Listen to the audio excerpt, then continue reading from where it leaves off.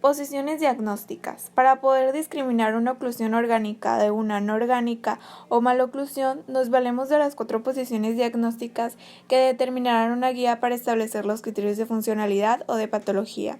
La posición 1 es manipulada y corresponde a la relación céntrica posterior-superior. La posición 2 corresponde a un movimiento lateral derecho no manipulado. La posición 3 corresponde a un movimiento lateral izquierdo no manipulado. La posición 4 corresponde a un movimiento protusivo no manipulado. A su vez, estas posiciones demarcan funciones: deglutir, desgarrar, incidir. En conclusión, resulta el siguiente axioma: los movimientos mandibulares nos dan posiciones que a su vez producen funciones. Factores, normas y determinantes de la oclusión orgánica. La centricidad mandibular ha sido reconocida desde hace muchos años como un requisito indispensable para iniciar diagnósticos, siendo esta la posición más posterior-superior y media de la mandíbula. En ella terminan todos los movimientos mandibulares y se inician todas las funciones. La función de deglución es la que marca momentáneamente en un sujeto sano esta posición posterior-superior y media de los cóndilos en sus respectivas cavidades glenoideas. Todas las demás funciones del sistema anático se realizan en una posición condilar anterosuperior sin dejar sus respectivas cavidades del hueso temporal. En cambio, la posición de la mandíbula desde la relación maestra nos proporciona la posición morfológica real, permitiendo que nos demos cuenta de la discrepancia de la maloclusión ha originado. El diagnóstico tridimensional y espacial nos dictará el diagnóstico, así como la aparatología que sea más adecuada para devolver u originar posiciones odontocondilares fisiológicas. Se debe encontrar la posición correcta de la mandíbula por métodos de análisis instrumentales, corroborando esos descubrimientos con los obtenidos mediante radiografías y exámenes clínicos. Según el Dr. Harvey Steyer, los órganos dentarios que evitan una correcta posición mandibular se llaman desviadores. El cierre oclusal en relación céntrica no es un cierre compulsivo o forzado por el ortodoncista, sino consecuente al tono muscular. El método del CTU u OVT nos marcará un camino inequívoco acerca de cómo iniciar, tratar y finalizar cada caso. La discrepancia en oclusión céntrica-relación céntrica puede ser: 1. Sobremordida vertical excesiva. 2. Mordida abierta. 3. Anoclusión en los órganos posteriores. 4. Rotaciones en premolares y molares que impiden una intercuspidación adecuada. Si el ortodoncista usa el arco facial y un articulador semiajustable para montar sus modelos de diagnóstico de tratamiento y finales, la mayoría de las discrepancias citadas desaparecerán o disminuirán considerablemente. El crecimiento y el desarrollo natural en algunos pacientes sometidos a terapéutica ortodóntica no limita el uso de un articulador, pues ese se adapta tridimensionalmente y en los 3 planos especiales. Además, el mismo sigue las constantes del eje intercondiliar y del plano horizontal preestablecido en todas las edades, siendo de gran importancia para poder verificar el curso y el desarrollo de cada caso hasta su terminación. Se concluye por lo anteriormente expuesto que la ortodoncia y la ortopedia maxilar pueden beneficiar con mucho a los pacientes, incluyendo el uso de un articulador semiajustable en su diagnóstico y en las fases de tratamiento. La oclusión orgánica no puede existir sin la relación céntrica condiliar. Asimismo, esta no puede localizarse sin un eje intercondiliar. Reloj condiliar fisiológico. Esta esquematización del recorrido condiliar en todos los movimientos, posiciones y consecuentes funciones nos darán una idea de la dinámica que realiza la mandíbula desde la relación céntrica posterior superior y media. La visualización del recorrido condiliar fisiológico es considerada en un sujeto como sistema nático, normal o rehabilitado. Relación céntrica posterior superior. Se establece como manipulada, voluntaria o al deglutir, en cóndilos se encuentra a las 11 horas. Básicamente, existen 2 componentes del movimiento condiliar: rotaciones y translaciones. Para fines prácticos, confinamos nuestra atención a 5 ejes. 1. Horizontal o transversal intercondilar. 2. Intercondilar vertical derecho. 3. Intercondilar vertical izquierdo. 4. Intercondilar sagital derecho. 5. Intercondilar sagital izquierdo. Las divisiones desiguales se hacen a partir del eje intercondiliar horizontal. La división por partes iguales se hace a partir de la línea media. Los planos espaciales, a su vez, corresponden con determinadas dimensiones. Para el frontal, las dimensiones de anchura; para el sagital, las dimensiones de altura; y para el horizontal, las dimensiones de longitud. A objeto de localizar el eje intercondiliar verdadero, para cada paciente se ajusta un artilugio mandibular, que sujeta a su vez unas puntas indicadoras dirigidas a las zonas articulares, donde éstas pueden moverse al abrir y cerrar la mandíbula hasta que cada estilete indicador gire sobre su propio eje. Esto nos indica la presencia de un centro puro de rotación, desde el cual se realizarán los arcos de cierre y apertura. Esos trazos son efectos de rotación condiliar. Este eje, el intercondiliar horizontal, es el más importante de los 5 ejes descritos al principio de este subtema. Su relevancia radica en que es el eje que determina con precisión la posición condiliar de la relación céntrica. El eje intercondiliar fue usado primeramente por aquellos investigadores que trabajaron sobre órganos dentarios naturales, atribuyéndose a Robert Harland y al Dr. Beverly McCollum en el año 1921. El hallar la técnica y transportación del eje intercondiliar de cada paciente y trasladarlo a un articulador. El efecto de la curvatura de la trayectoria condiliar es evidente en las superficies oclusales, localizadas entre las posiciones extremas de céntricas y excéntricas mandibulares.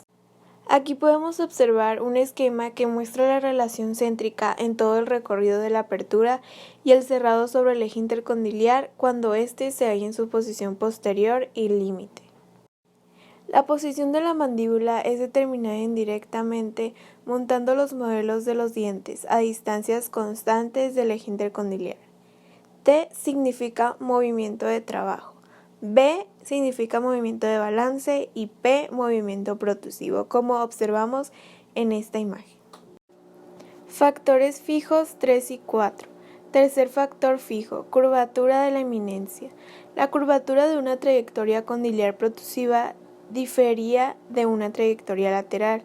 El efecto de la curvatura de la eminencia será evidente en las superficies oclusales localizadas entre las posiciones extremas de oclusiones céntricas y las excéntricas.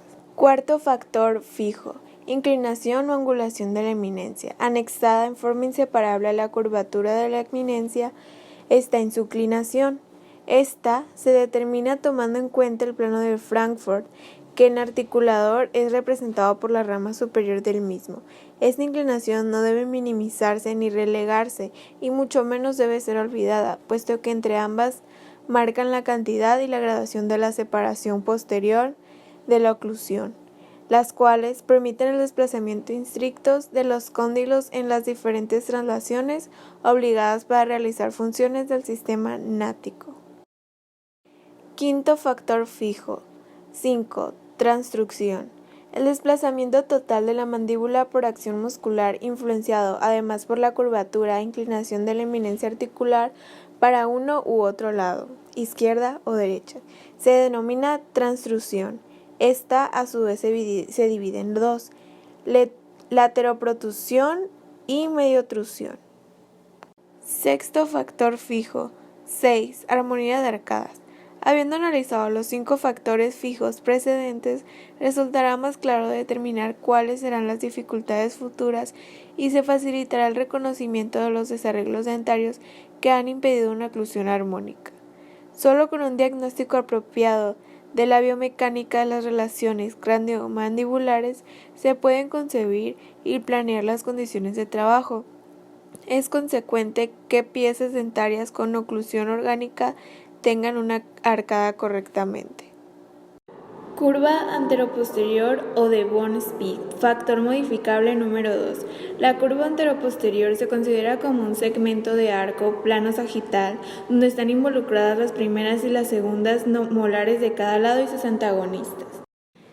Las leyes que rigen a este factor modificable son: a mayor distancia del plano de oclusión, de la inclinación de la eminencia y del plano eje orbitario, mayor será la curvatura de la curva de Wilson.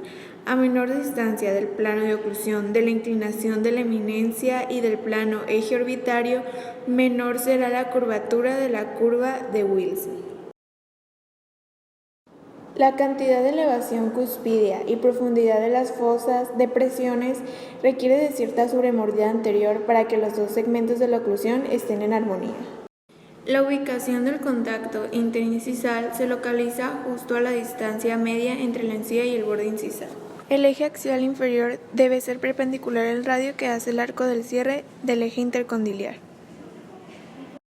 Las sobremordidas bien armonizadas deben permitir sin restricciones la función de incisión, lograr la desoclusión anterior y establecer la protección mutua anterior. Si se cumplen esos postulados, el resultado estético estará asegurado. Estos overjets se originan por protusión maxilar o retracción mandibular. La etiología no cambia. Los requerimientos de una oclusión orgánica. Por lo tanto, al hacer el setup diagnóstico instrumental, debe medirse la distancia del vástago y apuntarse en la historia clínica del paciente. De la misma manera, con un compás se medirá la dimensión vertical interoclusal de conveniencia sacada entre los módulos superior e inferior, conservando esta notación milimétrica, así como de qué parte de los modelos se obtuvo. Conclusión. Considerando la premisa impredecible de rehabilitar al sistema nático antes de someterlo a una reconstrucción ortodóntica, se nos plantea dos rutas diagnósticas: A. Aquellos pacientes asintomáticos y B. Aquellos pacientes con síntomas. Los primeros serían aquellos que previa historia clínica documentada no presentan signos y síntomas que manifiestan disfunción temporomandibular o paradonepatías. Y B. Esos pacientes pasarán primero a terapéutica con aparatos ortopédicos interoclusales. Rehabilitación temporomandibular. La capacidad del sistema nático para rehabilitarse es amplia y solo requiere del especialista que se encuentre el sistema más eficaz para lograrlo, escogiendo entre las terapéuticas conocidas aquellas que se adapte más para recuperar la fisiología perdida, alterada o modificada por procedimientos ortodónticos mecánicos. Estas 5 terapéuticas mencionadas pueden, cuando se han seleccionado con un criterio clínico abierto, resolver gran parte de la problemática disfuncional temporomandibular. No es común emplear las 5, pero las de guarda, la psicología y la de ajuste oclusal siempre estarán presentes. Los estudios epidemiológicos suelen darnos datos desvirtuados o erróneos, por la sencilla razón de que no existe una forma estandarizada de investigar y examinar a los pacientes. Consideraciones entre el tratamiento ortodóntico ortopédico y la disfunción temporomandibular. El creciente interés en los especialistas por conocer la relación entre la oclusión orgánica y la fisiopatología de las articulaciones temporomandibulares no han sido cabalmente comprendidos. Existen 2 grandes factores etiológicos en la génesis de la disfunción temporomandibular. 1. La maloclusión, oclusión orgánica como factor predisponente. 2. Los hábitos neuróticos orales, parafuncionales como factores precipitantes y perpetuantes. Estos hábitos, cuando suelen la capacidad adaptativa fisiológica de los tejidos de la articulación temporomandibular, ATM, desencadenan la aparición de disfunción. La capacidad de adaptación es una variable controlada según la edad, sexo y susceptibilidad del individuo.